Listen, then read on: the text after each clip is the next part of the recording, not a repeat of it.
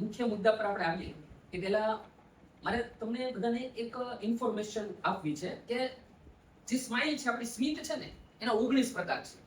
આ 19 પ્રકારની સ્મિતમાંથી લગભગ 6 પ્રકારની સ્માઇલ એવી છે કે જે આપણે રેગ્યુલર ઉપયોગ કરતા હોઈએ અને ખરેખર આપણા હૃદયમાં સારો ભાવ હોય, કોઈ પ્રત્યે સારી ભાવના થાય અને ખરેખર અંદરથી ખુશ થઈએ ને ત્યારે આ 6 પ્રકારની જે સ્માઇલ છે આવે. તો બાકીની 13 પ્રકારની સ્માઇલનું શું? તો એ સ્માઇલ એવી છે કે જે સામાન્ય રીતે તમને સીધું એક્ઝામ્પલ આપીને સમજાવું તો કદાચ તમને વધારે કનેક્ટ સારી રીતે કરી શકીશ કે તમે ડોર નોક થાય અને તમે ખોલો અને સામે સેલ્સમેન હોય ને એના ચહેરા પર જે સ્મિત હોય ને, એ એવું કૃત્રિમ સ્મિત હોય કે જેને આપણે પેલા બાકીની 13 પ્રકારની કેટેગરીમાં સામેલ આપણે કરી શકીએ. ક્યાંક એર હોસ્ટેસ હોય અને એર હોસ્ટેસ સાથે તમે સારું બિહેવિયર ન કરી, મિસબિહેવિયર હોય, આમ છતાં એના ચહેરા પર જે સ્માઇલ હોય એ કદાચ પેલી કૃત્રિમ સ્માઇલ હોય.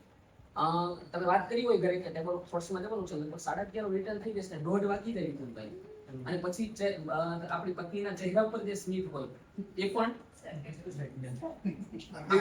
આમાં સમાવેશ કરી શકીએ. એટલે આ બધી સ્માઇલો જે છે ને ખરેખર એવી કૃત્રિમ સ્માઇલો છે કે જેને આપણે બીજી 13 કેટેગરીમાં નાખીએ.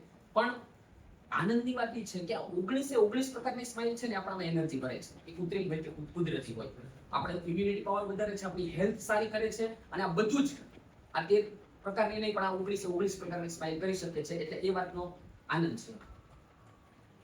મારી સાથે તમને એ પણ કહેવું છે કે લગભગ સ્માઇલ કરીએ ને ત્યારે આપણા 13 જેટલા મસલ્સ છે ને એનો ઉપયોગ થાય, અને કોઈના પર ગુસ્સો કરીએ ને ત્યારે 43 પ્રકારની સ્માઇલ મસલ્સ છે ને એને આપણે વાળવા પડે. પણ આમ છતાં આપણે ક્યાંક આ 13 પ્રકારના મસલ્સને બદલે પેલા 47 મસલ્સ ઉપર ભારે દબાણ દિવસ આપણા હોય, અને એનાથી આપણો પ્રેસ પણ બહુ થતો નથી, માનસિક રીતે આપણી ચિંતા પણ ઓછી થતી નથી. આમ છતાં તો વાતની શરૂઆત તો પેલા એક વખત તાળી મારે જોઈએ છે, પણ સ્માઇલ સાથે જો પડે તો પાડતો, નહીં તો રહેવા દેતો. જોરદાર સ્માઇલ સાથે જોરદાર તાળીઓ.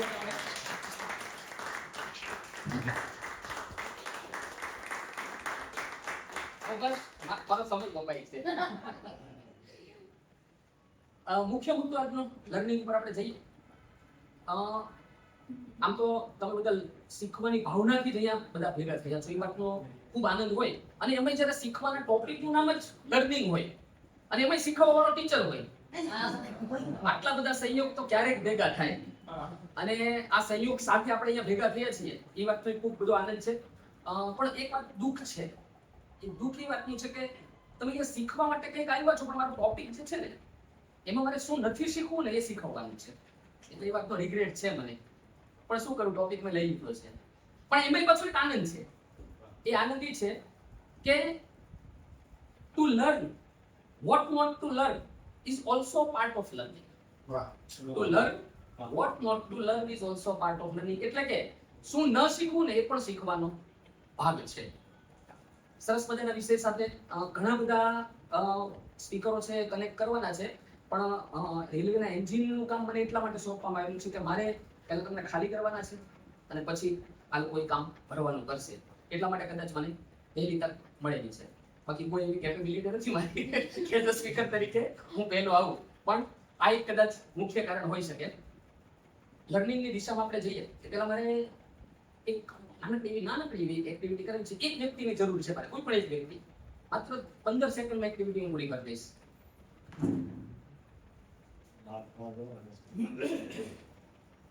નાનકડી એક આપણે એક્ટિવિટી કરીએ. તમારી પાસે 5 સેકન્ડ છે. 5 સેકન્ડમાં તમારે આ ખુરશી પર બેસવાનું છે. યોર ટાઈમ સ્ટાર્ટ્સ નાઉ.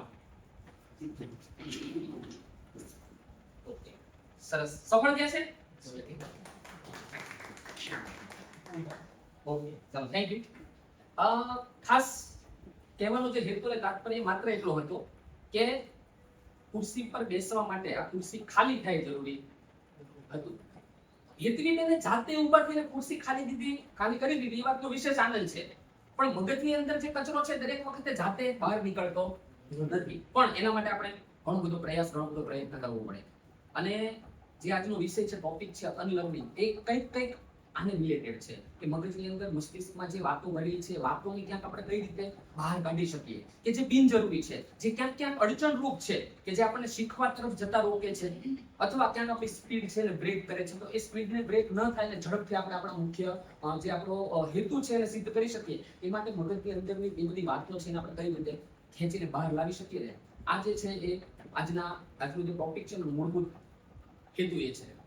મારે તમને કેવું છે કે સમજી કે હું ઘરે ટેબ્લેટ પર બેઠો બેઠો સરસ મજાનો વિડીયો જોઉં છું YouTube પર કે જેનું નામ છે હાઉ ટુ બી ફોકસ કેવી રીતે કરવું એના પર. પણ પ્રશ્ન એ છે કે જોતા જોતા પણ મારા મોબાઈલની અંદર WhatsAppમાં ચેટિંગ ચાલુ છે, મારા મગજની અંદર આવતીકાલના વિચારો છે ચાલુ છે, સાઈડનું પોપકોર્ન ખાઈ રહ્યો છું. તો થાય છે એવું કે હું જે ફોકસ કરવા માંગુ છું ફોકસ પ્રોપર થતું નથી, કારણ કે હું એ ફોકસના વિડીયોની અગત્યની ઇન્ફોર્મેશનની સાથે બીજો ઘણો બધો કચરો છે મારા પેટમાં પણ નાખું છું અને મારા મનમાં પણ નાખું છું. તો એનાથી આપણે દૂર કઈ રીતે રહી શકીએ? આપણને બધાને એવું છે કે ઘણું બધું નોલેજ આપણને સોશિયલ મીડિયા પર છે, પણ હું ચેલેન્જ સાથે કહી શકું કે તમારા બધાના મોબાઈલની અંદર અત્યારે ઘણું બધું તો હું વાત જ નથી કરતો, માત્ર ચાણક્યના કે જે ચાણક્યએ લખેલા નથી એવા લગભગ 15 થી 20 ઇમેજીસ હશે કે જે વાસ્તવમાં ચાણક્યએ કીધા નથી. આવા ઓછામાં ઓછા 15-20 ઇમેજીસ હશે. તો થાય છે કેવું કે કદાચ ચાણક્યને પણ હું એક તક મળે ને એક વખત પૃથ્વી પર આવવાની, કે બધા પુસ્તકો બધું લઈને પાછો જતો રહે કે મારે આલુ મારે ધંધો કરવો, બિલકુલ નહીં. કારણ કે અત્યારે પ્રશ્ન એ છે કે આપણે જે WhatsAppના ચાણક્યને જ ઓળખીએ છીએ, આપણે જે રિયલ ચાણક્ય છે એને ઓળખતા નથી. અને કોઈ પણ દુઃખી વ્યક્તિ હોય ને, હતાશ થયેલો, પીડાયેલો, હૃદય દુભાણું હોય, એ વ્યક્તિ માટે ચાણક્ય ભગવાન છે. કારણ કે એને WhatsAppનો ચાણક્ય છે એ ભગવાન છે. કારણ કે એ એવા સ્લોગન મૂકશે એની સામે કે જે સ્લોગનો તમે સાંભળીને તમને ખરેખર એમ થાય જેવા સાથે તો તે વાત બનવાનું. અને એમાં ચાણક્યનો આ રીતનો પોઝ હોય છે. એટલે આપણને થાય ખરેખર હું સાચો છું ને સારો છું. અહંકાર કરવો ને એમાં કંઈ જ ખોટું નથી વિપુલભાઈ, કંઈ જ ખોટું નહીં. આટલું ભાર દઈને કીધેલું હોય કે આપણને થાય ખરેખર હું અહંકારી નથી, તો એ ખોટું છે ખરેખર. જો જીવનમાં સફળ થવું હોય ને તો પાગલ બનો અને કાભિમાની બનો. હવે એમાં કોઈ સેન્સ નથી, પણ ક્યારેક આપણને એવું લાગે કે આ હિસાબે તો હું કોઈ દિવસ સફળ બની શકીશ નહીં. તો આવા બધા સ્લોગન પોતાની જાતે આ વસ્તુ સાથે ચિપકાવી અને ઘણી બધી એવી મિસ ઇન્ફોર્મેશન, ખોટી ઇન્ફોર્મેશન આપણી પાસે આવે છે એ આપણે સાંભળીએ છીએ ને ક્યાંક ક્યાંક આપણું બ્રેન છે ને એને ઓબ્ઝર્વ કરી લઈએ છીએ અને પછી આપણે એ વિચારોને ધીમે ધીમે સાચા માની લઈએ છીએ. એટલે સૌથી મોટો પ્રશ્ન એ છે કે આપણે જે માહિતી મેળવીએ છીએ ને કેટલા અંશે સાચી છે એ જાણવું એ ફર્સ્ટ પ્રાયોરિટીમાં આપણા લિસ્ટમાં હોવું જોઈએ. આપણું બ્રેન છે ને એ બ્રેનની રચના કંઈક એવી થઈ છે કે એ બ્રેન બધી જ વસ્તુઓ ઓબ્ઝર્વ નથી કરતું. જેટલી વસ્તુઓ બને છે બધી જ વસ્તુઓ આપણું મગજ છે એ સ્ટોર નથી કરતું. એક રીતે જોવા જઈએ તો આપણને એ વાતનું દુઃખ થાય, વિદ્યાર્થી તરીકે આપણે કહીએ કે ભાઈ આ તો ખોટું છે, બધું ઓબ્ઝર્વ કરી લેતું હોય તો કેટલું સારું. પણ જો બધું જ ખરેખર કરતું હોય તો અત્યારે નરેશભાઈ છે એનો હાથ એની દાઢી પર ફરી રહ્યો છે, આ વાત પણ મારા મનમાં સ્ટોર થતી હોય કે જે બિનજરૂરી છે. કોઈકના જગદીશભાઈનો હોઠ પર એના હાથ અડેલા છે એ વાતે અત્યારે હું જોઈ રહ્યો છું તમારા મગજમાં, તો એ વસ્તુ બિનજરૂરી છે. પણ મગજમાં સૌથી વધારે સારું ફિલ્ટર એ મૂકેલું છે કે જે વાત જરૂરી છે એ જ વાતે સ્ટોર કરે છે. અને એ પણ મગજ આપણને પૂછે છે કે તમે સાંભળેલું છે એ વાત ખરેખર સ્ટોર કરવા લાયક છે કે નહીં. એટલા માટે જ આપણને પરમ દિવસે સાંજે જમેલું સબ્જી છે યાદ નથી, 3 દિવસ પહેલા પહેરેલા આપણા કપડા છે યાદ રહેતા નથી. એટલે નથી રહેતા એ સારું છે. જો બધું જ વસ્તુ આપણે એઝ અ એક રોબોટ તરીકે, AI તરીકે જો આપણે બધું જ સ્ટોર કરી લેતા હોય તો આપણો મગજ છે એનો ડેટા થોડાક જ દિવસોમાં ફૂલ થઈ જાય અને પછી એની અંદર જે અગત્યની ઇન્ફોર્મેશન છે નાખી શકીએ નહીં. એટલે હ્યુમન બ્રેન છે એનો સૌથી મોટો ફાયદો એ છે કે એની અંદર આપણે જે નાખવા ઈચ્છીએ છીએ એ જ આપણે અંદર એડ કરી શકીએ છીએ. એના માટે એક કમાન્ડ, એક ઓર્ડર આપણે આપવો પડે છે. અને જ્યારે આપણે કોઈ વસ્તુ સાંભળીએ છીએ ત્યારે આપણે કયા લેવલ પર એને સાંભળીએ છીએ નક્કી હોય છે. જ્યારે આપણે કોઈ મૂવી જોઈએ છીએ ત્યારે આપણે એનો કોઈ ડાયલોગ યાદ કરવા માટે ક્યારેય સાંભળતા નથી. આપણે માત્ર એમાંથી મનોરંજન મેળવ્યું છે. પણ જ્યારે કંઈક અહીંયા આવા વર્કશોપની અંદર ક્યાંક કોઈ સ્પીકરના ચહેરા પર ક્યાંક એવા ભાવથી આપણે સાંભળીએ છીએ કે આમાંથી મને શું મળી શકે એમ છે, મારી લાઈફમાં શું ટ્રાન્સફોર્મેશન આવી શકે એમ છે, આવું જ્યારે આપણે વિચારીએ છીએ ત્યારે ક્યાંક ક્યાંક એ વસ્તુ આપણે એવો કમાન્ડ આપણા મગજને આપીએ છીએ કે આ ખરેખર મારી લેવાની છે. એનો અર્થ એવો નથી કે અહીં જ્યારે આપણે મગજને એવો ઓર્ડર કરીએ છીએ કે આ યાદ રાખવાનું છે, મગજ યાદ રાખી લે છે, એવું જરાય નથી. પણ જે વાત, જે ઇન્ફોર્મેશન આપણા મનમાં, મસ્તિષ્કમાં જાય છે એ બધી ઇન્ફોર્મેશન ઉપર આપણે રિવિઝન કરવું પડે, રિપીટેશન કરવું પડે, એને ક્યાંક એક્સપ્લેન કરવું પડે, ટીચિંગ કરવું પડે અને વારંવાર એને સંભળાવવું પડે. ત્યારે ધીમે ધીમે આપણા પરમનન્ટ સ્ટોરેજની અંદર એ વસ્તુ છે કાયમી ધોરણે થાય છે. એટલે આ વસ્તુ છે એને આપણે ધ્યાનમાં રાખી અને સૌથી પહેલી અને મહત્વની વાત એ છે કે જે વાત આપણે ખરેખર વાસ્તવમાં આપણા મગજમાં ફિટ કરવા, સ્ટોર કરવા માંગીએ છીએ એ વસ્તુ ઉપર આપણે ફોકસ કરીએ. પણ એના માટે પહેલી વાતની જરૂરી છે કે જે એવા વિચારો, એવી માન્યતાઓ આપણા મગજની અંદર ઓલરેડી સ્ટોર છે કે જે ખરેખર જરૂરી નથી, આ માન્યતાઓને, આ મિથને આપણે તોડવા પડે, ક્રેક કરવા પડે અને બહાર કાઢવા પડે, તો સ્ટોરેજ છે એ ખાલી થશે અને એની અંદર સારા વિચારો આવશે. ઘણી વખત ઘણા બધા મિથ, ઘણી બધી વસ્તુઓ એવી છે કે જે આપણને એવું લાગે છે કે સાચી છે, પણ ખરેખર વાસ્તવમાં એ હોતી નથી. હું તમને આજની તારીખમાં એવું કહું કે પૃથ્વી છે પોતાની ધરી પર ફરે છે એવું કેટલા લોકો માને છે? પૃથ્વી છે પોતાની ધરી પર ફરે છે આપણે બધા માનીએ છીએ. આજથી લગભગ અમુક 100 વર્ષ પહેલા જે લોકો બેઠા હતા એ લોકો આટલા જ દ્રઢપણે, કે જેટલા દ્રઢપણે તમે માનો છો એટલા દ્રઢપણે માનતા હતા કે પૃથ્વી સ્થિર છે ને સૂર્ય પોતાની આસપાસ ફરે છે. એ લોકોને પણ 110% શંકા વિના એ લોકો કહી શકતા હતા. બની શકે કે આવનારા 30-40 વર્ષમાં કંઈક એવું મેજિક થાય કે એવું ઇનોવેશન થાય કે જેની અંદર ફરી પાછું સાબિત થાય કે ખરેખર પૃથ્વી છે ફરતી. બેબી થઈ શકે. તો એ સમયના લોકો એવું કહેતા છે. કહેવાનો હેતુ મારો તાત્પર્ય એટલું છે કે કોઈ પણ દુનિયાની વસ્તુ કાયમી નથી, પરમેનન્ટ નથી. બધી વસ્તુમાં ફેરફાર થઈ શકે છે. મારી જે માન્યતાઓ છે કે હું આ ન કરી શકું અથવા હું આમાં ટેલેન્ટેડ જ છું, આ હું કરી જ શકું, મારાથી થઈ જાય, આવી કોઈ મિથ કે માન્યતા મનમાં બાંધવાને બદલે મનને એટલું ફ્લેક્સિબલ બનાવીએ કે જેની અંદર બધી જ વસ્તુને આપણે બહાર પણ કાઢી શકીએ અને બધી જ વસ્તુને આપણે અંદર પણ લઈ શકીએ. આટલી ફ્લેક્સિબિલિટી મનમાં હોય. ઘણી વખત આપણે એવું સાંભળીએ છીએ ઘણા લોકો પાસે કે મારાથી ભૂલ ના થાય, તો એ શક્ય છે નહીં.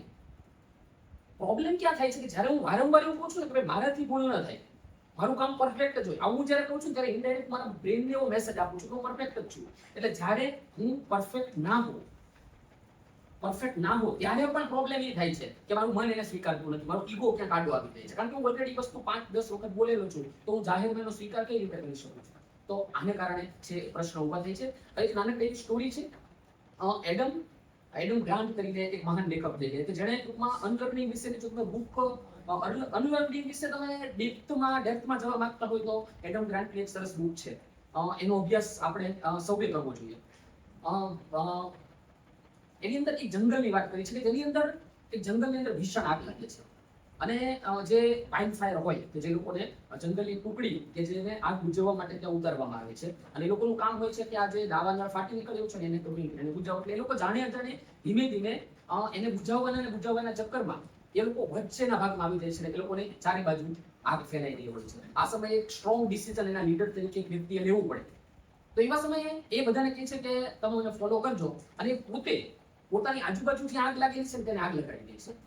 આ જોઈને એના સાથીઓ છે વિચારે છે કે આ ભયાનક પરિસ્થિતિ જોઈ અને આપણો લીડર છે ને લગભગ પાગલ થઈ ગયો છે, ગાંડો થઈ ગયો છે કે પોતે જ અહીંયા આપણે ઊભા છીએ ત્યાં આગ લગાડી રહ્યો છે. દૂર જવાના, ભાગવાના, બચવાના રસ્તાઓ શોધવાના બદલે આગ લગાડી રહ્યો છે. એટલે એનું બ્રેન છે ખરેખર ક્રેક થઈ ગયું છે, ડેમેજ થઈ ગયું છે. આપણે એને સહકાર નહીં આપીએ એમ કરીને 5-7 મિત્રો છે, એ સાથીઓ છે એ ત્યાંથી ભાગવા લાગે છે ને જંગલની આગ તરફ જાય છે ને જંગલની આગમાં બળી જાય છે. આ જે વ્યક્તિ છે લીડર છે કે જેણે પોતાની આજુબાજુમાં આગ લગાવવાનું શરૂ કર્યું હતું. કેટલાક મિત્રો એવા છે કે જે એવું વિચારે છે કે આપણી માન્યતાઓ છે ને એને આ વ્યક્તિ ક્રેક કરવા માંગે છે, આપણે એને સપોર્ટ કરીએ, એની સાથે રહી છે. થોડાક સમયમાં એ આગ છે ધીમે ધીમે ફેલાવાનું કામ શરૂ કરે છે. થોડા સમયમાં દૂર સુધી ફેલાઈ જાય છે. એટલે થાય છે એવું કે એક બાજુ સામેથી આગ આવી રહી છે, એક બાજુ આગ એ તરફ જઈ રહી છે. આ બધી પ્રોસેસની અંદર જ્યાં એ લોકો ઊભા છે ને એ ઘાસ બધું બળી જાય છે. એટલે કે ત્યાં હવે કઈ બળવા લાયક કોઈ વસ્તુ રહેતી નથી અને આગ છે આવતા વચ્ચેનો ભાગ છે ને ત્યાં પહોંચી શકતી નથી. આ લોકો બચી જાય છે, સેવ થઈ જાય છે. જે લોકો મૃત્યુ પામે છે એ લોકોના મૃત્યુનું કારણ આગ તો નહોતી જ, પણ એ લોકોના મનની અંદર એક મિથ કે માન્યતા હતી કે આગને આગ લગાવીને આપણે ક્યારે એમાંથી બચી ના શકીએ. પણ આ વ્યક્તિએ, લીડરે આઉટ ઓફ બોક્સ થિંકિંગ કરીને વિચાર્યું કે હું કંઈક એવું કરું કે જેનાથી આમાંથી બહાર. કારણ કે 1949 પહેલા ક્યારેય પણ અમેરિકાની અંદર આવી સંકલ્પના સિદ્ધ થઈ નહોતી કે જ્યારે આ પરિસ્થિતિની અંદર કોઈ બુક્સમાં લખાયું નહોતું, કોઈ ફાયર ફાઈટરની કોઈ ટ્રેનિંગની અંદર શીખવવામાં આવ્યું નહોતું કે જ્યારે કંઈક આગ લાગવાની પરિસ્થિતિ થાય ત્યારે ખરેખર તમારે આ વસ્તુ કરવી જોઈએ. પણ એક વ્યક્તિએ પોતાની જૂની માન્યતાઓ જે શીખેલો હતો આ બધી જને ક્રેક કરી અને કંઈક અલગ વસ્તુ આપી તેના કારણે આ બધી વ્યક્તિઓ છે એનો જીવ બચી શક્યો. કહેવાનો હેતુ માત્ર એટલો છે કે જે આપણા બ્રેનની અંદર મનમાં છે આ બધી વસ્તુઓને જો આપણે જ્યાં સુધી કાઢશું નહીં, બહાર નહીં લાવીએ ત્યાં સુધી આપણે વાસ્તવિક રીતે લર્નિંગ નહીં કરી શકીએ. રિયલ લર્નિંગ કોને કહેવાય? રિયલ લર્નિંગ એટલે વાસ્તવમાં તમે જ્યાં છો ત્યાં તમને પ્રશ્ન પૂછવાની તક હોય, તમારો મત વ્યક્ત કરવાની તક હોય, ભૂલો કરવાની પણ તક હોય.